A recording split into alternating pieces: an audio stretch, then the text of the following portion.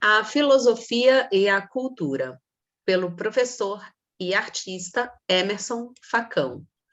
Este videodepoimento foi realizado com recursos da Lei Federal Aldir Blanc, através da Secretaria Especial de Cultura do Ministério do Turismo, por meio da Secretaria Municipal de Cultura da cidade do Rio de Janeiro, ano 2020-2021. Olá, me chamo Emerson Facão e fui contemplado pela Lei Aldir Blanc. Venho hoje apresentar a memória técnica do meu trabalho, que envolve um estudo entre a filosofia e a cultura. E esse trabalho se iniciou quando eu nasci no Complexo da Maré, minha mãe vinda do Nordeste pernambucano, e durante esse percurso, quando lá por volta dos 9 anos de idade, eu tinha encontrado no lixo um livro de um filósofo alemão chamado Friedrich Nietzsche, com o nome de O Nascimento da Tragédia. E esse livro impactou profundamente a minha vida desde garoto. Então, a partir disso, eu resolvi estudar a filosofia, ter contato mais com a arte. Curiosamente, esse tipo de experiência foi o que me trouxe, o que me guiou a trabalhar não apenas como professor, mas também como um artista, desenvolvendo muitos projetos sociais através da filosofia, da arte e da educação. Então, quando eu comecei a elaborar esse tipo de projeto, eu estava pensando exatamente nos benefícios que a cultura, que a filosofia, de alguma forma geral, a música, que foi algo que me chamou muito a atenção e que me influenciou profundamente, poderia trazer para muitos jovens como eu, de lugares com problemas sociais, como o Complexo da Maré. Então, a partir disso, eu comecei a desenvolver um trabalho voltado não só para uma oficina de criação poética, mas também para uma oficina de filosofia, trazendo como ela é importante dentro da educação para despertar no jovem essa capacidade de reflexão. Então, comigo, basicamente se deu no momento em que eu encontrei o livro do Nietzsche num lixão no Complexo da Maré. E nesse momento eu estava vendendo picolé, porque eu precisava ajudar financeiramente a minha mãe, que era empregada doméstica, e a gente precisava de trabalhar para poder pagar as contas, e ao mesmo tempo eu precisava ainda ter uma relação de estudo, de estar na escola, enfim, estudando. E um belo dia, eu voltando para casa, no meio de tanta sujeira, porque esse lixão também era utilizado para oferecer trabalho para outras pessoas, eu tinha o hábito de pegar algumas coisas interessantes que eu achava e guardava nessa caixa de isopor. Curiosamente, essas coisas que eu achei num processo de reciclagem, poderíamos dizer dessa forma, foram importantes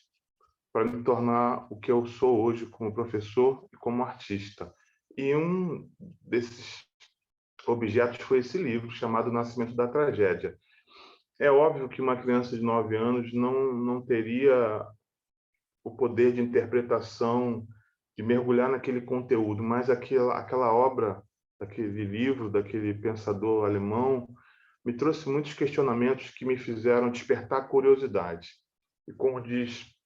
o grande Paulo Freire e outros grandes educadores, a curiosidade é um elemento fundamental para o processo também de educação, para a construção de toda a ponte que vai trazer esse jovem, essa criança, para o seu desenvolvimento no ambiente escolar. Então, essa curiosidade me fez cada vez mais buscar entender o que estava sendo dito naquelas palavras daquele pensador alemão. E uma delas que estava lá nesse livro é a questão da arte. ele fala muito do teatro grego. Então, a partir disso, posteriormente, eu entrei na Universidade de Filosofia, estudei uma época no IFIX, depois estudei na UERJ, e lá eu me formei e tive contato mais profundo com a língua grega, com a literatura grega. Isso me fez trazer muitas reflexões para entender como se deu o processo da construção, não só estética, mas também pedagógica do Ocidente. E a partir disso eu percebi, ao estudar a língua grega e a literatura grega antiga, da riqueza e a relação que tinha a arte com a educação. Então, os primeiros poetas eram educadores, e isso foi um elemento para mim essencial para poder desenvolver um resgate da tradição oral também, que a nossa cultura tem, através do samba, através do hip hop, através da música popular em geral.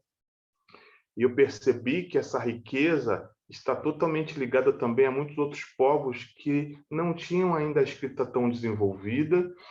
e que utilizavam o recurso da poesia, do ritmo e da memória para poder passar e guardar tudo aquilo de mais importante da sua cultura.